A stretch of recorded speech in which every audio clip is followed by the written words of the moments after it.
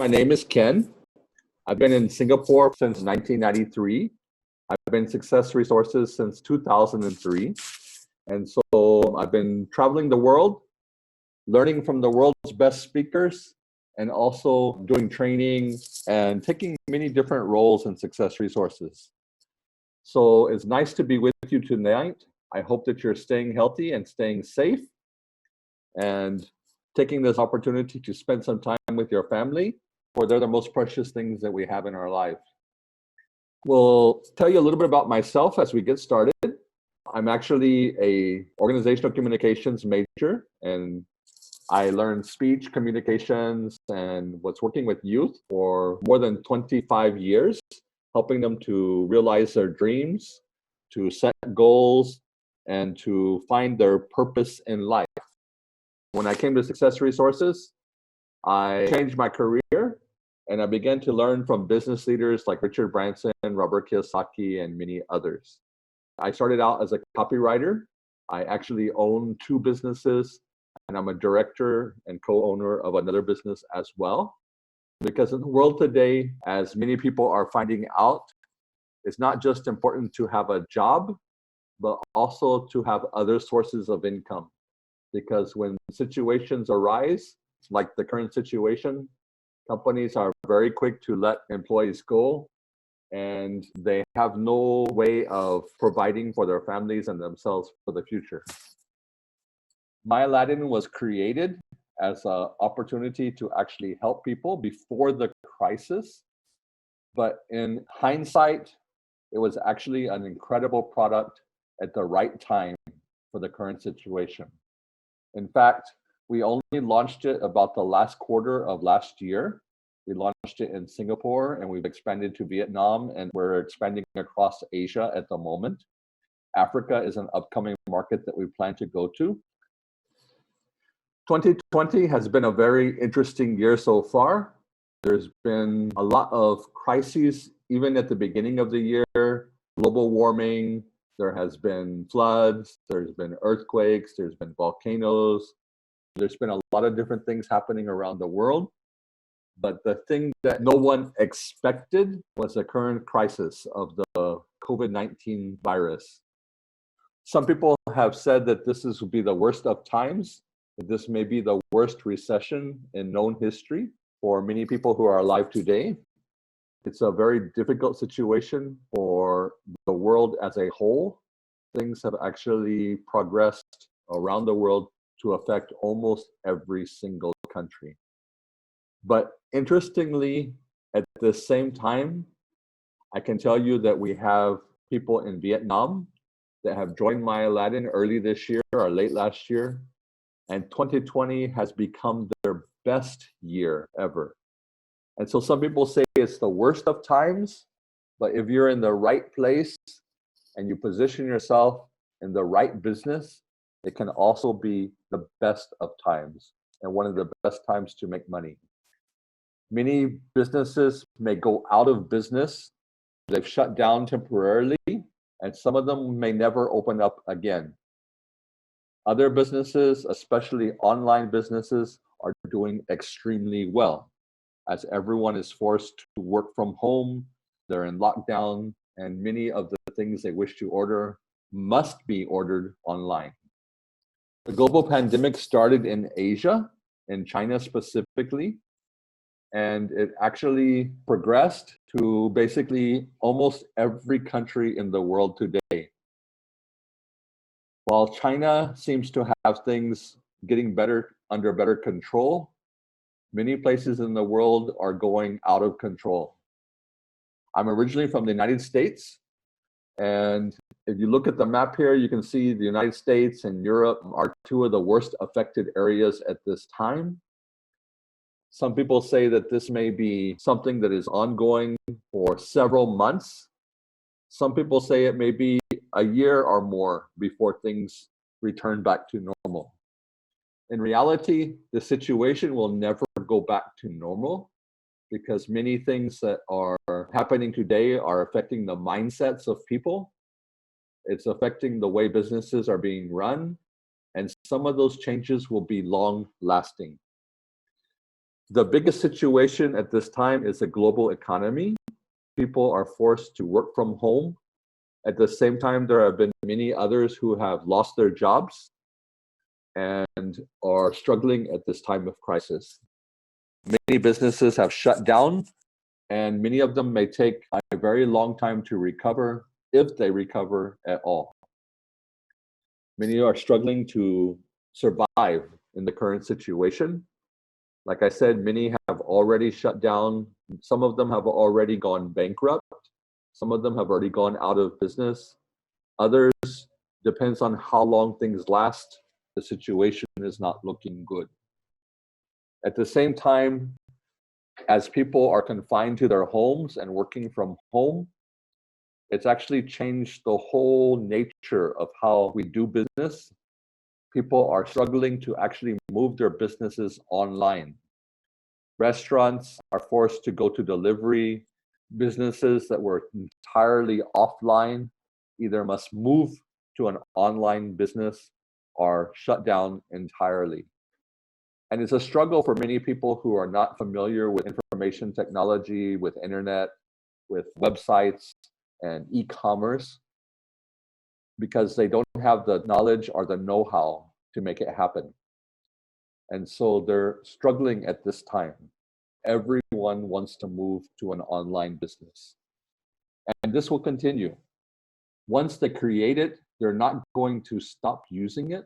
Once the current crisis ends, they will still continue to run those online businesses, and those things will continue to be part of the nature of business in the future. They're also struggling to meet demands in physical stores. In the United States and many countries, many of the store shelves are empty. I was reading yesterday, it's not so much a matter of the fact that food doesn't exist or that supplies don't exist, but manufacturers focused a majority of their business on large retailers, on hotels, on restaurants, on bulk purchases and wholesale. With the current situation, those businesses are no longer open, and they have to switch to individual packaging and smaller quantities for the home. And many businesses are struggling to make that happen. At the same time, because people are not able to find products in their stores, many of them are moving to online retailers. Amazon, Lazada, Shopee, Alibaba, many of these online e-commerce stores are actually doing the best business they have ever done, because everyone is being forced to move to online. They can't get it in the local physical store, so they have no choice but to go online. And many people who were afraid to use these online retailers and online services have had no choice but to do so. They were afraid to do it before, but as they become comfortable with it through the current crisis, they will continue to shop for more things online. And so the online retail and e-commerce business is sure to improve and grow, and it will continue even after the current crisis. At the same time, many of those big companies that are online, like Alibaba, Amazon, have switched to shipping only essential items. So things that are essential for day-to-day, like medications, groceries, products that we use day-to-day in the home, are focused on. As the stocks of other things that were not so critical deplete, they're not being allowed to replace their products. And so many people that use these big retailers to sell their products online are no longer able to do so.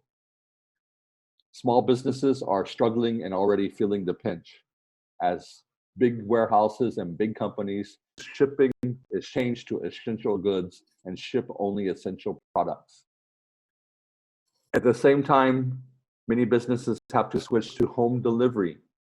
Restaurants in many places of the world are no longer allowed to serve patrons inside the restaurant.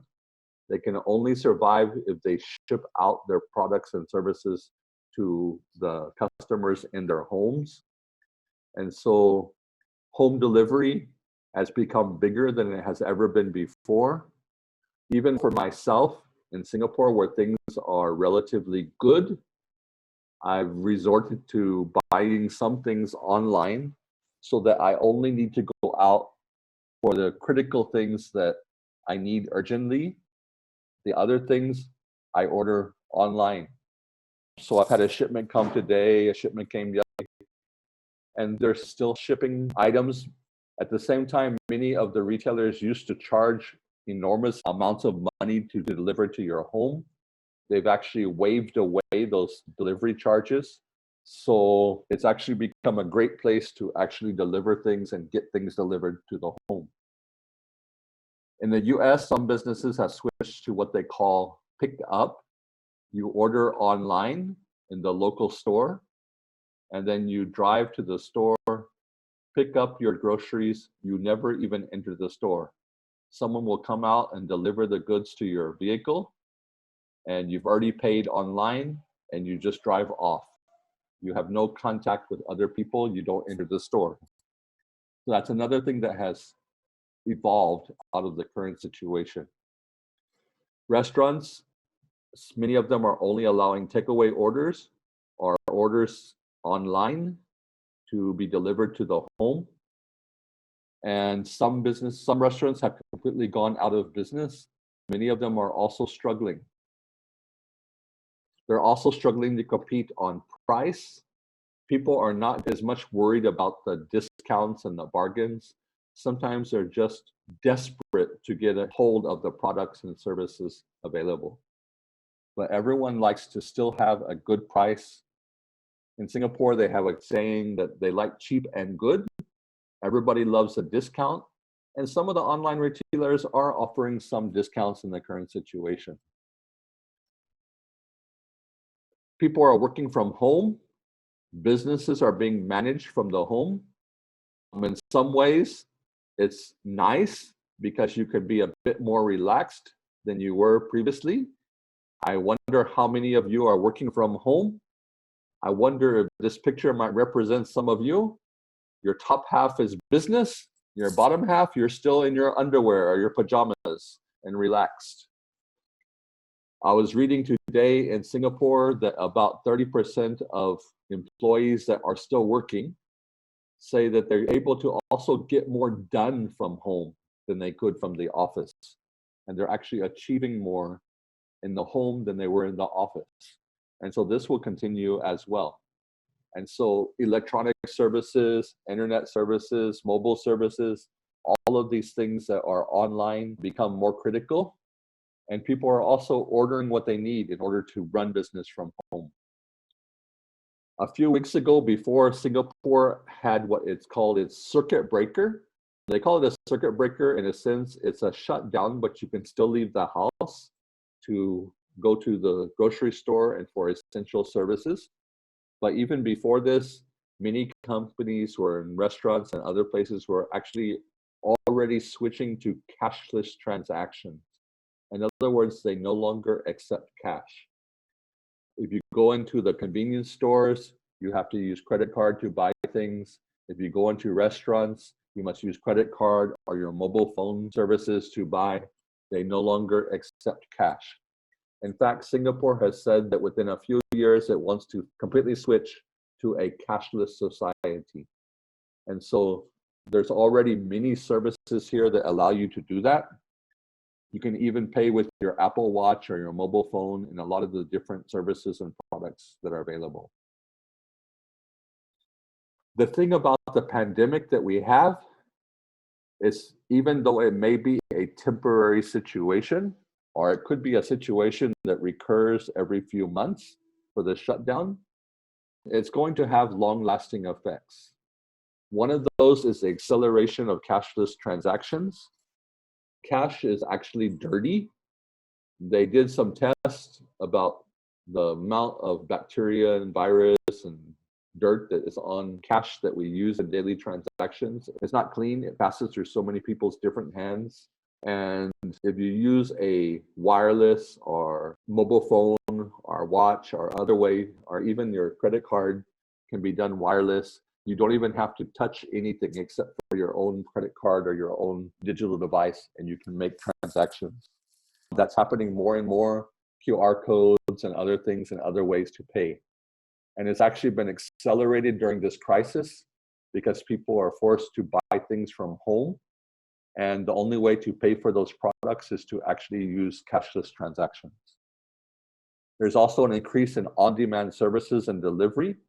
There are many people that were afraid to use credit cards online, that were afraid to have home deliveries, are afraid to do digital services and other things. And because of the current crisis, they've had no choice. Since they've had no choice, they're starting to use these cashless transactions and on-demand delivery, and they're getting comfortable with it. Many of them will continue even after the current crisis. They've already downloaded the app. They've already set up the transactions to be done wireless by mobile phone or online methods. And they will continue to do that even after the current pandemic ends. There's also an expansion of e-commerce. In the same way, people used to be afraid to buy things online. There's always been a large number of people that would refuse to purchase things on the internet and using the mobile phone or using mobile apps. At this point in time, they have no choice and they become familiar with it. They're going to continue doing that even after the crisis ends. It's also affected how they purchase things. Many people are purchasing only those things that are essentials. Some things that they thought were important before are now no longer seen as important. You may not need that new dress to go out to the workplace, or that new suit, or that new jacket, or that new shirt. As you work from home, things have become a little bit less formal. At the same time, some of the things they purchase have changed. Many people are now cooking from home instead of buying from restaurants and fast food. And so a lot of their changes have been made in the way they purchase things. There's also a need for more community connection and support.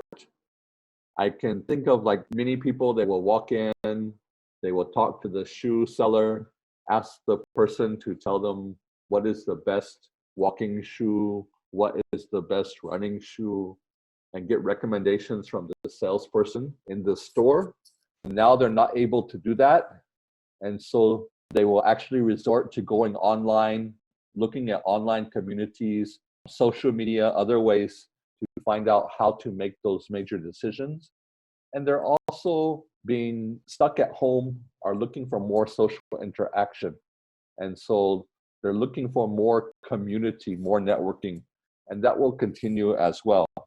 It seems that a lot of people have been more caring, more giving, more friendly. Of course, there have been a few that have been very self-centered and also a bit rude in how they treat others during this crisis. But overall, it seems to be that people are actually being more social, more friendly, and actually checking on neighbors and helping people in need. There's also a greater acceptance of home-based work. It used to be if you were running a multi-level marketing or home-based business, you weren't seen as being as professional as those who actually had an office. But in this day, when everyone is working from home, it's become more acceptable, and that acceptance will also continue. And so all of these things are things that will last even after the current crisis.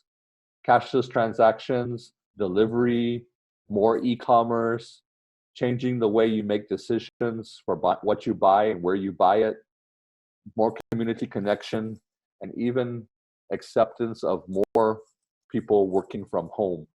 All of these things will actually continue to some degree after the crisis. As I said, MyAladdin was created before the current situation. And interestingly, it actually helps with all of these situations. It enables you to actually go cashless.